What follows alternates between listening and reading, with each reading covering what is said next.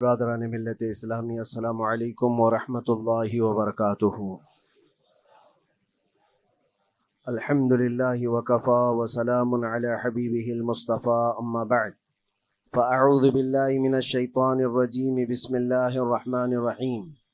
ان ینصرکم اللہ فلا غالب لکم وان یخذلکم فمن ذا الذی ینصرکم من بعدہ وعلی اللہ فلیتوکل المؤمنون۔ صدق اللہ مولانا العظیم۔ بارگاہ رسالت معاب صلی اللہ علیہ وسلم میں درود پاک کا ہدیہ پیش کریں۔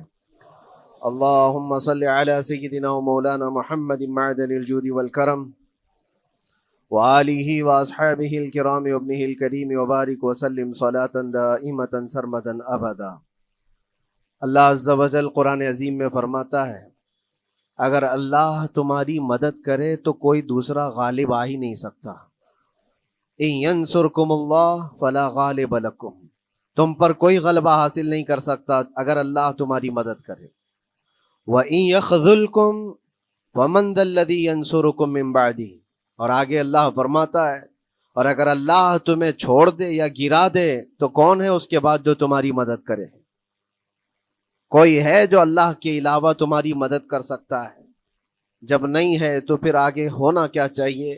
وَعَلَى اللَّهِ فَلْيَتَوَكَّلِ الْمُؤْمِنُونَ، تو مومنوں کو چاہیے کہ وہ صرف اللہ پر بھروسہ کر کے رہیں۔ فتح، نصرت، مدد، یہ سب جو چیزیں ہیں بہت سارے لوگوں کے ذہن و دماغ میں ایسے ہے کہ فوراً آ جانا چاہیے۔ کوئی بھی فتح ہو، کوئی بھی مدد ہو، بغیر تمہارے اسٹرگل کیے ہوئے، بغیر مصیبت اٹھائے ہوئے نہیں ملے گی۔ اگر فتح و نصرت یوں ہی آپ کو روزانہ ملنے لگ جائے تو کیا رسول پاک صلی اللہ تعالیٰ علیہ وسلم مدینہ طیبہ میں بیٹھ کر دعا کرتے تو ساری چیزیں فتح یاب نہیں ہو جاتی؟ آپ صلی اللہ تعالیٰ علیہ وسلم کو بدر میں جانے کی ضرورت کیا پیش آتی؟ احد میں اپنے 70 جوان صحابہ کی شہادت پیش کرنے کی ضرورت کیا پیش آتی؟ اور اسی طرح سے خیبر ہو کہ حنین ہو کہ طائف ہو، کتنی جنگیں ہیں جس میں اپنی جان کی بازی لگائی صحابہ نے۔ سب سے بڑا معرکہ تو کربلا کا دیکھیں آپ، جہاں پورا کا پورا خاندان شہید ہو گیا ہے۔ تو فتح و نصرت بغیر قربانی کے اور بغیر تکلیف کے ایسی ہی آ جائے؟ آج کے زمانے میں ہم سوچ کر کے بیٹھے، ایسا نہیں ہوتا۔ اسلام زندہ ہوتا ہے ہر کربلا کے باہر، اور اللہ کی مدد آتی ہے، یہ بھی نہیں ہے کہ نہیں آئے گی۔ کچھ لوگ مایوس ہوتے ہیں، کچھ لوگ نروس ہو جاتے ہیں اور بھاگنے پر مجبور ہوتے ہیں۔ یہ امتحانات کی گھڑی ہوتی ہے۔ ایک حدیث پاک میں آپ کو بتاتا ہوں، اللہ کے نبی صلی اللہ تعالیٰ علیہ وسلم ارشاد فرماتے ہیں کہ آخر زمانے میں ایک ایسی عظیم جنگ ہوگی ایمان والوں کی اور رومیوں کے درمیان۔ کفار و مشرکین ہیں اور مسلمین ہیں۔ اس کو ملحمۃ الکبریٰ کہا گیا ہے، قیامت سے قریب ہونے والی یہ سب سے بڑی جنگ ہے۔ اسی سے آپ اندازہ لگائیں، اللہ کے حبیب صلی اللہ علیہ وسلم ارشاد فرماتے ہیں کہ اس میں کفار و مشرکین 80 جھنڈوں کے نیچے آئیں گے، اور ہر جھنڈے کے نیچے 12,000 کی فوج ہوگی، جو تقریباً حساب کرنے پر 9,60,000 کی فوج بن جاتی ہے۔ اگر وہ مومنین سے مقابلہ کرنے کے لیے اتنی بڑی فوج ایک جگہ جمع ہوتی ہے تو پھر اس جنگ کا اندازہ کریں کتنی بڑی۔ اس کو الملحمۃ الکبریٰ کہا گیا ہے اس لیے کہ اس میں گوشت کے چھیتڑے اڑیں گے۔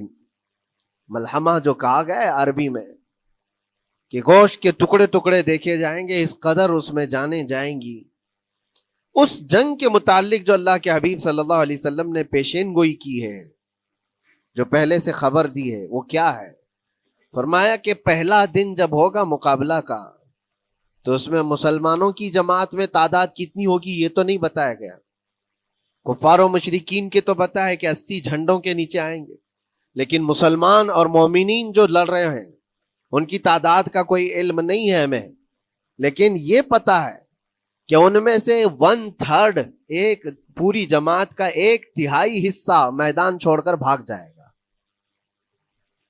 جنگ میں سے وہ میدان چھوڑ کر بھاگ جائیں گے جب اتنی شدت کی چیز ہو رہی ہو، مصیبت آ گئی ہے، تکلیف آ گئی ہے۔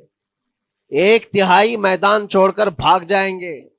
اور ان پر کیا فرمایا حضور پاک صلی اللہ علیہ وسلم فرماتے ہیں وہ دنیا کے روئے زمین کے بدترین لوگ ہوں گے, ان کی توبہ بھی قبول نہیں ہوگی. وہ سب سے بدترین لوگ ہوں گے, پیٹھ دکھا کر جو نکل چکے. دوسرا مرحلہ آئے گا, دوسرا پڑاؤ.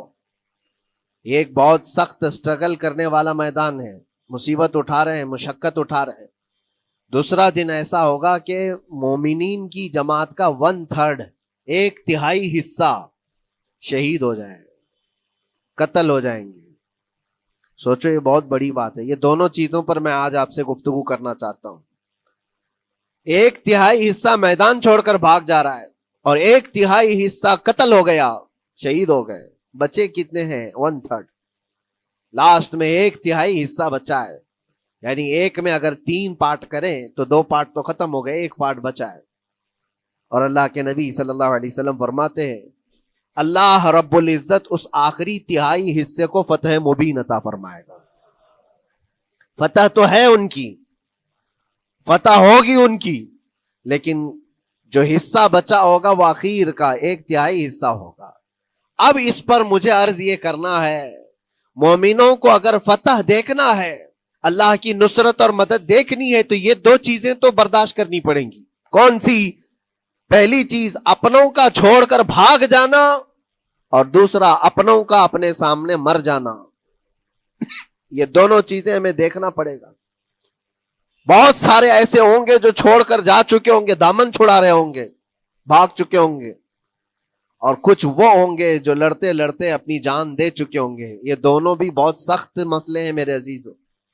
انسان کو یہ پگھلا دیتی ہیں چیزیں. اگر آپ کو ایسا لگے کہ میرے اپنے جاننے والے لوگوں میں سے کچھ لوگ مجھے چھوڑ کر بھاگ جا رہے ہیں, تو یہی انسان ٹوٹ جاتا ہے. اس کے دل کی کیفیت بدلنے لگ جاتی ہے, وہ پھر مایوسی کا شکار ہونے لگتا ہے. میری جماعت میں 100 لوگ تھے, 90 تو بھاگ رہے ہیں, 10 کیا کریں گے؟ اس کا اندر سے جو عزم تھا, حوصلہ تھا, وہ ڈاواں ڈول ہونے لگ جاتا ہے. اپنوں کا چھوڑنا یہ بہت بڑی آزمائش ہوتی ہے.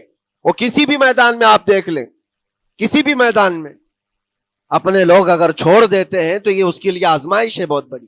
اور دوسری آزمائش تو یہ ہے, بچے آدھے تھے, اس میں سے تو آدھے انتقال کر گئے. کبھی میرا عزیز دوست, کبھی میرا عزیز مشورہ دینے والا مشیر, کبھی بہت زیادہ مجھے سپورٹ کرنے والا, ایسے لوگ جب انتقال کرنے لگ جائیں تب پھر آدمی پھر ٹوٹ جاتا ہے. کچھ تو بھاگ گئے اور کچھ تو قتل ہو گئے. میں کیا کروں گا میرے عزیزوں؟ جو اخیر میں بچنے والے لوگ جو ہوتے ہیں نا, وہ معمولی نہیں ہیں. وہ اللہ کی ذات پر سب سے زیادہ توکل کرنے والے لوگ ہیں. ان کو کوئی چیز ہٹا نہیں سکتی. اپنوں کی بے وفائی بھی ان کے قدموں میں لرزہ نہیں لاتی, اور اپنوں کا انتقال ہو جانا بھی ان کے حوصلوں کو نہیں توڑتا. تبھی جا کر کے اللہ تعالیٰ انہیں فتح مبین عطا فرماتا ہے. اور یہ چیز ملحمت الکبریٰ میں دیکھی جانے والی تھی, دیکھی جانے والی تھی, جو قیامت کے قریب ہونے والی جنگ ہے. لیکن میرے عزیزوں, آج ہم نے اپنی آنکھوں سے یہ مشاہدہ کیا ہے غزہ کی سرزمین پر, فلسطین میں 15 مہینے کے بعد آج صہیونی حکومتیں اور یہودی غاصب حکومتیں صلح کرنے پر اور ایگریمنٹ کرنے پر مجبور ہو گئی. دنیا ان کے منہ پر تھوک رہی ہے. تم 50,000 سے زیادہ لوگوں کو قتل کر کے صرف 200 لوگوں کو چھڑانے کے لیے آج بھی فتح کا جشن منا نہیں پا رہے ہو, بلکہ پھر جھک کر کے ان کے ساتھ معاہدہ ایگریمنٹ کرنے پر مجبور ہو. یہ فتح ان بچوں کی نہیں ہے تو اور کیا ہے, ان مظلوموں کی نہیں ہے تو اور کیا ہے, جن کے پاس کھانے کو روٹی نہیں ہے اور پہننے کو کپڑے تک نہیں رہ گئے, ان کے علاج معالجے کے لیے دوائیاں نہیں رہ گئی, لیکن عزم اور حوصلہ ایسا ہے کہ اللہ ابھی ہمارے ساتھ. میرے عزیزوں, ان کے توکل اور ان کے عزم کے متعلق یہ صرف اور صرف اخبار کی باتیں نہیں ہیں, سوشل میڈیا کی باتیں نہیں ہیں. مخبر صادق رسول کریم صلی اللہ علیہ وسلم نے 1400 سال پہلے ہی بشارت دی تھی. اللہ کے نبی صلی اللہ علیہ وسلم فرماتے ہیں کہ دمشق کے ابواب یا پھر بیت المقدس کے آس پاس رہنے والوں میں ایک جماعت ہمیشہ قیامت تک ایسی رہے گی جو حق کے لیے لڑتی رہے گی. حضور پاک صلی اللہ علیہ وسلم فرماتے ہیں حق کے لیے وہ لڑتی رہے گی، قیامت تک ایک جماعت ہوگی. اور ان کی فضیلت میں میرے آقا فرماتے ہیں کہ ان لا یضرهم خذلان من خذلهم، ان کو دھوکہ دینے والوں کا دھوکہ ان پر کچھ اثر نہیں کرے گا، یا پھر ان کو چھوڑ دینے والے یا ان کی بات نہیں کرنے والے، یہ سب چیزیں ان کو کچھ بھی ضرر نہیں پہنچائیں گی. میں اس سے قبل اسی مسجد میں آپ کے پاس اس حدیث کو دہرا چکا ہوں، بیان کر چکا ہوں. اللہ کے نبی صلی اللہ علیہ وسلم فرماتے ہیں ان کو کوئی چیز نقصان نہیں پہنچائے گی، دھوکہ دینے والوں کی دھوکہ دڑی ان کا کچھ نقصان نہیں پہنچائے گی. آپ ہو سکتا ہے سوال کریں، عمارتیں ٹوٹ کر راکھ میں بدل گئی، ہزاروں بچے قبروں میں سو گئے، کتنی عورتیں بیوہ ہو گئیں، کتنوں کے گھر اجاڑے گئے، کتنوں کے ہاتھ پیر توڑے گئے ہیں، بمباری میں وہاں پر کون صحیح سلامت رہا، 2 لاکھ کے قریب لوگ متاثر ہوئے، اور مولانا آپ کہتے ہیں حضور نے فرمایا حدیث میں ان کو کچھ نقصان نہیں ہوگا. یہ نقصان نہیں ہے تو اور کیا ہے؟ ہو سکتا ہے آپ کے ذہن میں یہ سوال گردش کر رہا ہو، آپ بار بار یہ سوچ رہے ہوں گے اللہ کے نبی نے فرمایا ان کو کوئی چیز نقصان نہیں دے گی، دھوکہ دینے والوں کی دھوکہ دڑی سے ان کا کچھ بگڑے گا نہیں. اتنا تو بگڑ چکا، پورا راکھ میں بدل گئے، علاج کرانے کے لیے دوائی تک نہیں ہے، تو پھر کیا؟ اللہ کے نبی نے کیا فرمایا کہ ان کو نقصان نہیں پہنچے گا، ان کو ضرر نہیں ہوگا. پھر یہ ساری تکلیفیں اور یہ ضرر کیا ہے؟ میں بتاتا ہوں میرے عزیزوں، جسم کا نقصان، جان کا نقصان، مال کا نقصان، جائیداد کا نقصان، یہ اللہ کے نبی نے نہیں فرمایا. یہ نقصانات مومن کے لیے کوئی معنی نہیں رکھتے. اگر ایمان سلامت ہے تو پوری کائنات سلامت ہے، اور یہ اللہ تبارک و تعالیٰ نے آج تک ان کے ساتھ رکھا ہے. ان کا ایمان محفوظ ہے، ایمان موجود ہے، جس کی وجہ سے یہ سارے نقصانات کچھ معنی نہیں رکھتے. اس لیے کہ یہ تکلیفیں، یہ جو ساری مصیبتیں آئی ہیں، اس پر تو اللہ تعالیٰ نے اجر عظیم کا وعدہ فرمایا ہے، اجر عظیم کا وعدہ فرمایا ہے. ہاں اگر ایمان ہی چلا جاتا تو پھر کون سی جنت ملتی، کون سی خوشبو جنت پاتے؟ کچھ نہیں ہوتا. ایمان سلامت ہے، جس کی وجہ سے انہیں دنیا میں بھی اللہ سرخروئی عطا فرمائے گا. ایک بھی جگہ سے کہیں ان نہتے مسلمانوں کو جو غریب مظلوم ہیں اور ٹوٹے پوٹے ہاتھوں اور ٹکڑے پہنے ہوئے بچے ہیں، ان کو کوئی یہ نہیں کہتا کہ یہ ظالموں کے لوگ ہیں، بلکہ ہر کوئی یہ کہتا ہے ایک ظالم کے خلاف جس کے پاس دنیا کے سارے آئٹم پاور ہیں، لیکن یہ نہتے بچے کھڑے ہیں، دعائیں بھی ان کے ساتھ ہیں اور رحمت الہی بھی ان کے ساتھ ہے. سلام ہے ان غزہ کے مظلومین کو. اور وہاں تو بچے، مرد تو مرد، عورتیں. آپ نے سنا ہوگا ان جوان لڑکیوں کا، میں نے دیکھا تھا، وہ کہہ رہی تھی کہ ہم رات کو برقع پہن کر کے اور رات کو ہم حجاب پہن کر کے سو جاتی ہیں، اس لیے کہ بمباری میں جب گھر تباہ ہو جاتے ہیں، صبح لوگ لاشیں اٹھانے آتے ہیں تو کہیں ہم بے پردہ لاشوں میں نہ مل جائیں. سلام ان بہنوں کو. آج وہ عورتیں سبق لیں ان سے جن کو اللہ نے ہر طرح کی نعمتیں دی ہے. تمہارے گھر میں جائیداد بے پناہ ہے، مال و دولت بے پناہ ہے، کپڑے روز بدلنے کے لیے تمہارے پاس ہیں، سب رکھ کر کے تم عورتوں کو، آج ہم بازاروں میں جو بے پردہ دیکھتے ہیں، یہ شادی محلات میں ہر جگہ جو عورتوں کی بے حیائی اور بے پردگی دیکھ کر پھر میں سوچتا ہوں سلام ان بہنوں کو جو موت کی رات بھی حجاب ہٹانا نہیں چاہتی، اس لیے کہ دنیا سے جائیں تو اللہ کی بارگاہ میں حجاب کے ساتھ جائیں. یہ ایمان ہو تو پھر اللہ تبارک و تعالیٰ کی مدد بھی آتی ہے، نصرت الہی آتی ہے. مجھے بتاؤ میرے عزیزوں، 50,000 کا خون کر دینے والا وہ ظالم اور غاصب اسرائیل، وہ اپنے 200 قیدیوں کو چھوڑا کیوں نہیں سکا؟ وہ حاصل کیوں نہیں کر سکا 200 لوگوں کو؟ بلکہ ان میں سے 5 لوگوں کو کیوں نہیں حاصل کر سکا؟ 50,000 کو قتل کر ڈالا، اور وہ بھی سیویلینز کو، شہریوں کو جن سے تمہارا مقابلہ ہے، ان کی موت کی تو کوئی خبر ہی نہیں آتی. جو تم سے برسر پیکار ہیں، جو لڑ رہے ہیں، ان کے موت کی خبر نہیں آتی. بچوں کی موت، عورتوں کی موت، ہاسپٹل میں موت، یہ سارا جو ناچ دیکھا گیا ہے 15 مہینے سے ہم دیکھتے آئے. لیکن افسوس اس بات کا ہے میرے عزیزوں، اللہ کا عذاب ان ظالم بادشاہوں پر بھی آئے گا جو ان کی موتوں پر دیکھ کر تماشے کر رہے ہیں. وہ اپنی عیاشیوں میں مصروف ہیں، وہ اپنے عیش قدوں میں شراب نوشی اور کباب خوری پر مصروف ہیں، اور ان بچوں کی تڑپتی ہوئی لاشوں پر وہ اپنی کرسیاں سجائے بیٹھے ہیں. وہ عرب کے ظالم بادشاہ کہاں ہیں؟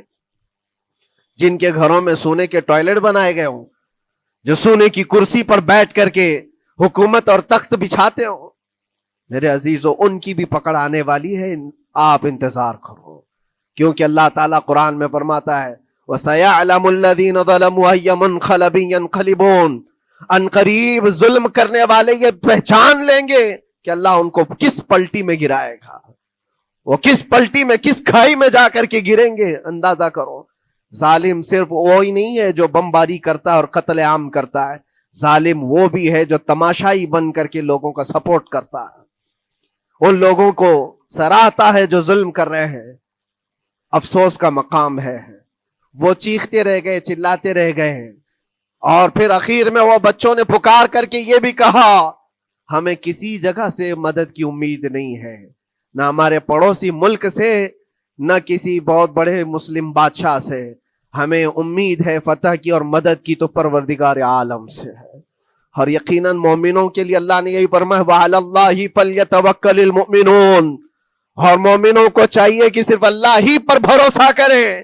میں نے دیکھا ہے میرے عزیزو، یہ دنیا صرف اور صرف لالی پاپ پکڑا سکتی ہے تمہیں، ان کے ہاں مدد کی کوئی گنجائش نہیں ہے، یہ ہمارے ساتھ کھیلتے ہیں، ان کے دلوں کے اندر سے رحم غائب ہے، یہ بچوں کی تڑپتی ہوئی لاشوں کو دیکھ کر کوئی آواز تک نہیں اٹھاتا، جو آواز اٹھانے والا اس کو کیس کر کے بند کر ڈالیں گے۔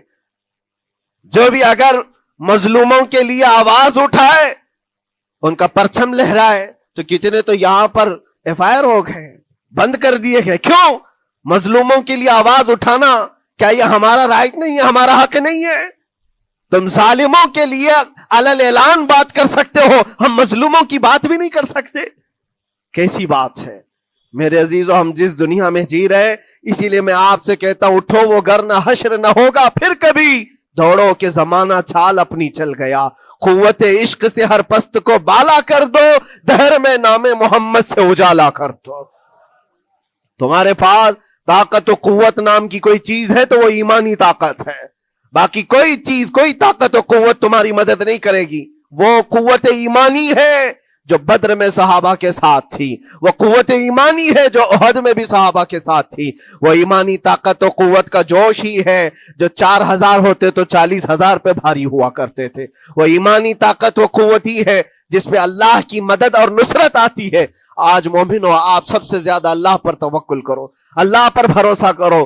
میں نے دیکھا ہے میرے اپنے معاملات میں 8 مہینے تک میں اسٹرگل کرتا رہا، پل پل دیکھتا رہا، اور ایسی زمین پر مجھے لٹایا جاتا جہاں فرشی بھی نہیں ہے، پتھروں کی زمین پر لیٹ لیٹ کر کے ہماری کمر ٹوٹنے پر آتی۔ اس وقت لوگ یہ کہتے فلاں کی طرف سے مدد آ جائے گی، فلاں کی طرف سے مدد آ جائے گی، ہم نے یہ لائن بھی لگا دی ہے، یہ سورس بھی لگا دیا ہے، ہر طرف دیکھتا رہا، اخیر میں پھر یقین ہوا مدد کہیں سے نہیں، میرے پروردگار سے ہی آئے گی۔ اللہ ہی مدد کرتا ہے مومنوں کی، بس یہ ہے کہ صبر ضروری ہے اور تھوڑی مصیبت اٹھانا ضروری ہے، اس لیے کہ مزاج ہے اسلام کا، اسلام زندہ ہوتا ہے ہر کربلا کے بعد۔ اپنی قربانیاں دو اور قربانیاں ضائع نہیں ہوتی، رنگ لائیں گی، ہماری شہادتیں رنگ لائیں گی، ان بچوں کی شہادتیں رائے گاہ نہیں جائیں گی جو 40,000 کے قریب شہید ہو چکے ہیں، وہ رنگ لائے گی۔ فتح بیت المقدس کے لیے ان کی قربانیاں، ان کی شہادتیں ایک عظیم باب بن کر کے نکلیں گی، ایک عظیم دروازہ بن کر کے نکلیں گی۔ آپ انتظار کرنا، وہ دن قریب آ رہا ہے جس کے متعلق میرے مصطفیٰ نے بشارتیں دی ہیں۔ ایک وقت وہ آئے گا جب امام مہدی کا ظہور ہوگا اور صرف پرچم اسلام لہرائے گا، وہ دن آئے گا، یہ قربانیاں ضائع نہیں جائیں گی میرے عزیزوں۔ اور اللہ کریم نے قرآن میں فرمایا، آپ لوگ ڈرتے ہوں گے مولانا پھر سے یہ ساری چیزیں بول رہے ہیں، ان کو برا لگے گا، ان کو برا لگے گا، بہتوں کو برا لگے گا، یہ میری بات نہیں، قرآن کہتا ہے وَلَوْ كَرِهَ الْكَافِرُونَ وَلَوْ كَرِهَ الْمُشْرِكُونَ۔ اللہ قرآن میں فرماتا ہے یریدون لیطفئوا نور اللہ بافواہہم، لوگ تو چاہتے ہیں اللہ کے چراغ کو اپنے منہ کے پھونکوں سے بجھا دیں، اللہ کے چراغ کو اپنے منہ کے پھونکوں سے بجھا دیں۔ اللہ کا چراغ اسلام ہے، اللہ کا چراغ یہ قرآن ہے، اللہ کا چراغ رسول پاک کی ذات ہے، اور ظالم یہ چاہتے ہیں اپنے منہ کے پھونکوں سے اس چراغ کو بجھا دیں۔ اور قرآن کہتے ہیں واللہ متم نورہ، اللہ تعالیٰ اپنے نور کو، اپنے چراغ کو مکمل کر کے رہے گا اور پوری دنیا میں غالب آ کر رہے گا۔ آخر میں یہ جملہ اللہ نے فرمایا اگرچہ کافروں یہ بات ناپسند کرتے ہوں، اگرچہ مشرک یہ بات ناپسند کرتے ہوں، میں نہیں کہہ رہا، اللہ کہہ رہا ہے یہ بات تو بری لگے گی ہی۔ ایسا کیوں بولتے ہیں؟ اس لیے کہ یہ ہونے والا ہے جو قرآن نے کہا۔ یاد رکھو زمین اوپر جا سکتی ہے، آسمان نیچے آ سکتا ہے، لیکن میرے رب کا فرمان کبھی ٹل نہیں سکتا۔ جو قرآن نے کہا ہے وہ ہو کر رہے گا، اور اسی پر ایمان ہم سب مومنوں کی شان ہے، ہم سب مومنوں کی شان ہے۔ بس آپ کے لیے ذمہ داری یہ ہے، آؤ ان برائیوں کی وادیوں سے جس میں پڑے ہوئے ہو، نوجوانوں سے میں گزارش کرتا ہوں تمہاری نمازوں کا حساب کر لو، تمہارے اپنے اعمال کا حساب کر لو۔ اللہ کی مدد کو پکارتے ہو تو یقیناً اپنے چہرے صاف تو کر لو، اپنے دلوں کو پاک تو کر لو، اپنے اعمال، اپنی پیشانیوں کو مسجدوں کے سجدوں سے سجا تو لو۔ پھر مانگنے میں تمہیں ایک مزہ بھی آئے، ایک لطف بھی آئے، رحمان کی بارگاہ میں ہاتھ اٹھائیں تو آپ کو لطف بھی آئے، اپنے لیے بھی اور مظلومین کے لیے بھی مانگنے میں مزہ تو آئے۔ لیکن جب آج ہاتھ اٹھاتے ہیں تو پھر یہ دل میں بات آتی ہے فجر تو قضا کر کے سویا تھا، عشاء تو پڑھا نہیں تھا، اور میرے حالات یہ ہیں، حرام کھایا ہوا ہے، کسی کا مال غصب کیا ہوا ہے۔ ان تمام معاملات کو لے کر کس طرح سے ہاتھ اٹھاؤ گے اللہ کی بارگاہ میں؟ پہلے اپنے آپ کو پاک کر لو میرے عزیزو۔ جب صاف ستھرے ہو جاؤ تو پھر اللہ کی مدد بھی آئے گی۔ اس لیے کہ دنیا میں ہم نے دیکھا ہے صاف پیالہ لے کر کے آؤ گے تو دودھ بھی ڈالا جا سکتا ہے اور مٹھائی بھی دی جا سکتی ہے، لیکن پیالے میں ہی کیچڑ بھر کر کے لاؤ تو دودھ دینے والا کیا اس میں دودھ ڈالے اور مٹھائی دینے والا کیا اس میں مٹھائی ڈالے؟ یہ تو دنیا والوں کا دستور ہے، بلا تشبیہ و بلا تمثیل۔ اپنے پاک دلوں کو لے کر اللہ کی بارگاہ میں جاؤ تو فوراً تمہارے لیے مدد بھی آ جائے، فوراً مدد بھی آ جائے۔ اللہ کریم ان غزہ کے نہتے اور مظلوم مسلمانوں کی فتح کو سدا قائم و دائم رکھے، اور ان کے ٹوٹے پھوٹے بکھرے گھروں کو اللہ تعالیٰ پھر سے آبادی عطا فرمائے، ان کے کمزوروں کو مولا طاقت و قوت عطا فرمائے، ان کے شہیدوں کو مولا اجر عظیم نصیب فرمائے، ان کی بیواؤں کو مولا صبر جمیل عطا فرمائے، ان کے یتیموں کو مولا طاقت و قوت عطا کرے، ان کی مسجدوں کی آواز اور ان کی گونج کو مولا پھر سے بلندی عطا فرمائے، اور ان کے صبر اور ان کے استقامت اور ان کے حوصلے کو مولا پورے دنیا کے مومنین کے دلوں میں قائم عطا فرمائے۔ ان کے ہر طرح کے حوصلے، ان کے صبر اور ان کے مجاہدانہ استقلال کو مولا ہم سب کے لیے ذریعے نجات عطا فرمائے۔ ہماری نسلوں کے لیے اللہ تعالیٰ ایک سبق آموز حکایت عطا فرمائے۔ مولا کریم تیرے دربار میں دعا ہے ہم سب کو بزدلوں کی جماعت سے نجات عطا فرما۔ مولا ہم کو منافقین اور مشرکین اور کافرین کے وسوسوں اور ان کے تمام فتن و شرور سے محفوظ فرما دے۔ ہم سب کو ظالموں کے ظلم سے بچا، فتینوں کے فتنے سے بچا، شرین کے شر سے بچا، حاسدین کے حسد سے بچا، جلنے والوں کی جلن سے محفوظ فرما۔ خدایا قدیر و جبار آخری سانس تک ہمارے ہاتھوں کو غیروں کے سامنے پھیلنے سے محفوظ فرما دے۔ تو اپنا اور اپنے حبیبوں کا محتاج بنائے رکھ۔ وآخر دعوانا ان الحمدللہ رب العالمین۔ السلام علیکم۔